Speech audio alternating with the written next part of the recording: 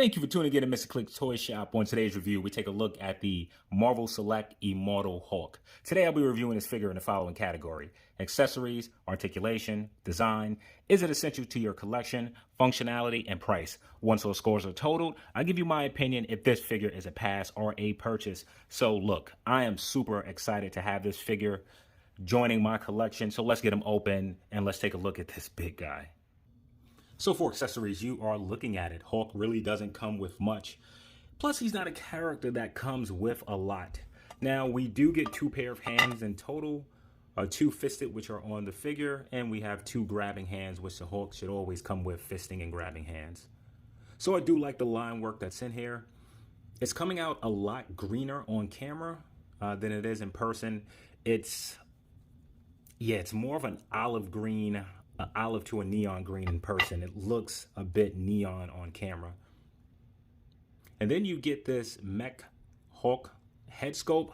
And I'm not familiar with this, but it really looks good. And we'll dive more into that a little bit later. So what Hulk could have come with, of course, are additional hands. I would like a Hulk figure to come with that clapping gimmick that he does, to where he creates a sound barrier somewhere in his hand, or sonic boom. That's what I meant to say. He creates a sonic boom, something similar to that. So for overall accessories, I'm going to give the Hulk a 5 out of 10. So for articulation, I'm not expecting a lot, but let's see what we get. So starting with the head, the Hulk is able to look up about that much. He's able to look all the way down, turn. You get some good pivot and some shift back and forth. So for the arm, it lifts up only that much. Does rotate a full 360. You do have an upper bicep cut, which is pretty tight. You have a, not sure if this is a single or a double, but it's bending in about that much. Not bad for the big guy. The wrists are able to rotate, and they're on a hinge instead of a ball peg, so they just go side to side. Now, looking at the torso, it has the, let's see, before I say that. Well, you have a floating piece up top. The Hulk, just using the top portion, is barely able to crunch forward. Okay, there he is. It was a bit stuck, but still barely able to crunch forward. It's able to move back a little bit more. Kind of using the combination, you really don't get much forward nor backwards. Think that there's rotation at the waist. There is. It's extremely tight, and I'm not sure exactly how much it turns. All right, so it turns, but is extremely tight. The legs kick out to the side that much further than I thought. Kick forward only that much. Backwards only that much. You have upper rotation and upper thigh cut, which is extremely tight. Next point of rotation. There is no next point of rotation. So the foot is able to, just want to be careful here. Remember breaking my crane doing this. So the foot is able to go down that much, forward that much. You do have some decent rotation in as well as out. The knees are single jointed, bending up pretty far for the big guy. And there is no butterfly joint. Yeah, I don't know what happened when I was doing the articulation. I almost forgot about a few things. You do get some pivot side to side. Hulk is able to rotate as well. So for articulation, he isn't fantastic. He is a big guy. I don't expect him to move as a Spider-Man would move. So being this big, there are some limitations, some in the arm, but that aren't too bad. I think a butterfly joint would have helped this figure. So for overall articulation, I'll be giving the Hulk a 7 out of 10. So for design, let's take a quick look at this guy. I don't want to exaggerate here, but this figure looks fantastic. From the head sculpt, it's a fantastic portrait of Hulk. I really like this screaming face. If you look, you see the expressions just peeking through, coming through the cheeks, going up to the jawline, and even the nose just frowning. So just very well done. Then you have some green detailing over the eye, and that's what I really like about this figure. There's a variation of green. So no question this was casted in green plastic, but then there's a greenish yellow highlight that shows its way through. I have a bit of a nick or a misspray right here, if you can see it coming through, but that really doesn't bother me.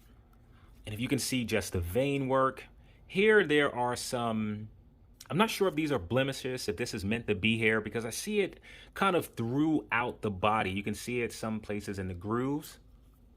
The vein work looks good. Here you do get a little bit overspray in some areas. But man, and then if you look at the pants, just the combination of colors, the purples, the darker color, maybe a darker purple or a slight navy blue, you see small details such as the button being painted. Excuse me about that. And then just the sculpt work. They could have just easily painted these pants on, but nope, this is sculpted. You can see around here, all of that is sculpted. Then you get the big Hulk feet.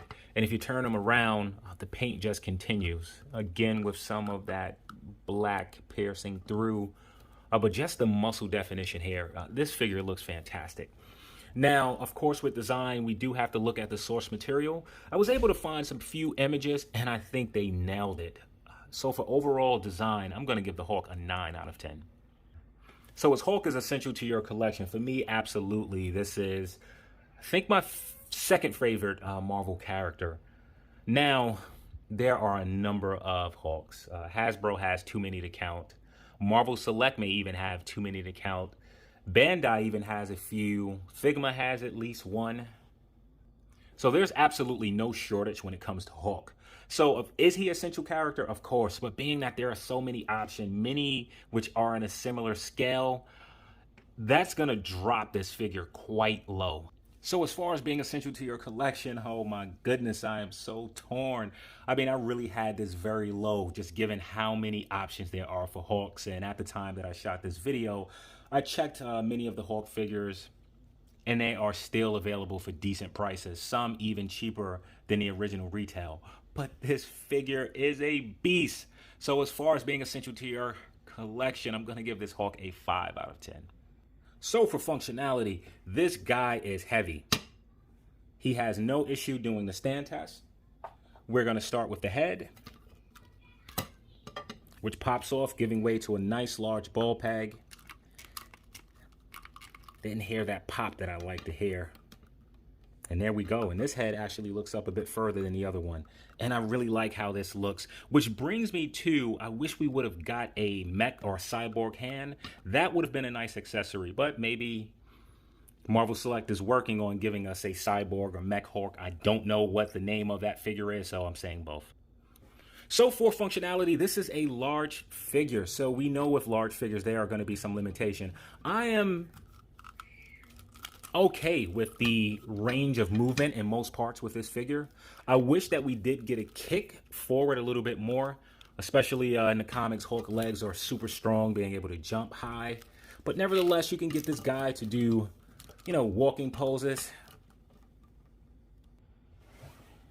Now, one of the things that I do wish that this Hulk had, I wish that the ab crunch provided more range. I would love to get my Hulk in that sort of smashing pose to where the body is just pushed way back. So having more range in the torso would have allowed for that, and having a true butterfly joint would have allowed for that as well.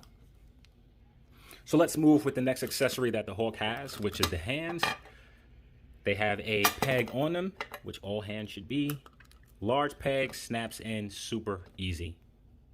So for functionality, the accessories, the few that we get, work well with the figure. They're easy to snap on. They are not brittle. The pegs are large. The Hulk was able to get in a lot of poses that you may want to put him in. I just wish that we were able just to have more range within the torso. The head, I'm satisfied. The arms, I'm satisfied, though a butterfly joint would have been nice. So for overall functionality, I have to say that I'm pretty pleased with this figure. And I'll be giving the Hulk an 8 out of 10 for functionality. So for pricing, this Hulk came in at $29.99 plus tax, though in tax, I'm looking about $33. I was able to pick this up from my local comic shop, so I did not have to pay for shipping. So now, is the Hulk worth the price of admission? So first, let's see what he comes with. In terms of accessories, you don't get much. You do get an extra head portrait, which I love, and you do get 2 pair of hands. So I'm happy to have 2-fisted, 2 open hands. I would have liked some additional hands, such as a hand to match that cyborg head of his. I think that would have been cool. But other than that, Hulk is not a figure that comes with a lot of accessories. So while it's not a lot, I must say I am satisfied. So for the price, what do you get? You get one hell of a figure. He is hefty. He is painted well. He is sculpted well. He moves well for a big guy. He is huge, how the Hulk should be. And if I didn't mention, he looks fantastic. So for pricing, I'm going to give the Hulk a 10 out of 10. If this figure was priced at $50, I would give it a 10 out of 10. That should give this Hulk an overall cliff score of. So now is this figure a pass or a purchase? I'm not going to waste time. This figure is an absolute purchase. I don't care if you have other Hulks in your collection. This is one that you need, especially if you want to scale him against larger figures. I would love for Storm Collectibles to pick up a Marvel license, but until that day, this will be my stand-in Hulk to pair with my Storm Collectible figures. I farted. You farted? Yes. Okay. I have it. Can you grab me some of the other figures? Yes. All right, so let's set Hulk maybe here. I think he's too big to add multiple figures. So here is the Marvel Legends Grey Hulk, and you can see he pretty much towers over that one. I go him. And here go Mackie. All right, so slide him over. Here he is next to the Marvel Legends Kingpin, and these are all pretty big figures, as you can see. Here he is next to the Marvel Legends Red Hulk with a custom head. And Marvel Select would be crazy not to redo the Red Hulk with this body. All right, let's slide him out of the way. Here he is next to Storm Collectibles Bane from Injustice. And he's still bigger than Bane. See, you can fudge this. You can make this work in your Storm Collectibles line. Because this Bane is enormous. Don't make me angry. Don't make me angry. So let's move him out of here. Don't make me angry. Why not? Don't make me angry. So you don't want to see you when you're angry? No. All right, so here he is next to the main man, Lobo. I think this is a really good size. Let's move Lobo.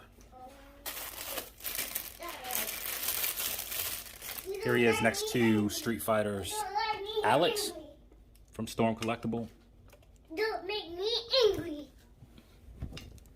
Don't. Alex feeling a little weak on the legs here. Let's lean him against this guy. Angry. Where's Henry? His name is Alex. Don't make me angry. I don't like you angry. Here he is next to Goro. Oops.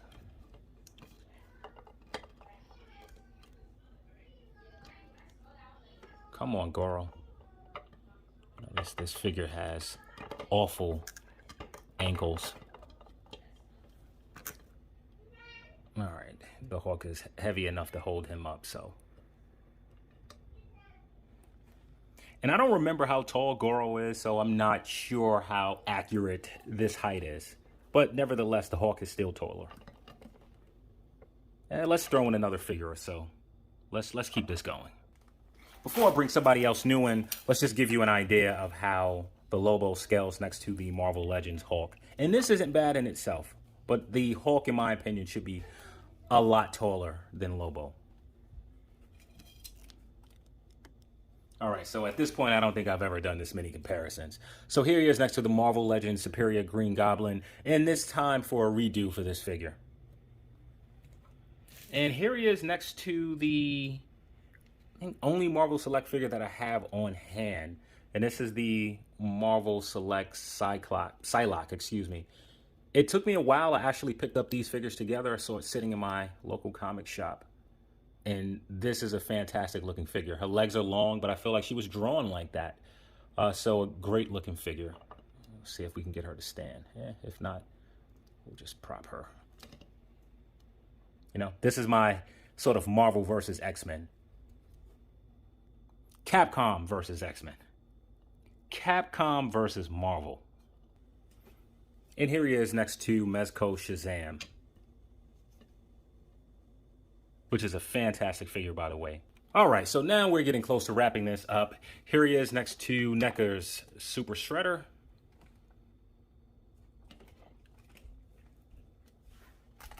Definitely wanted to throw in a McFarlane figure. So we'll throw in a large figure. So here he is next to the merciless Batman. And these figures just don't stand as good as the Hulk.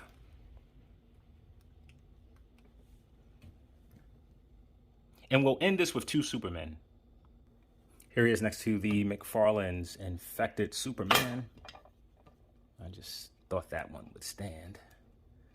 I don't remember having an issue with this Superman standing. All right, so you get the point. And last comparison, here he is next to the Christopher Reeve's someone corrected me on YouTube. Christopher Reeve Superman from Mezco. And just to lift him so you get a better idea. Now all I need is a Lou Ferrigno head. So thank you for tuning in to Mr. Cliff's Toy Shop. I hope to see you during the next review.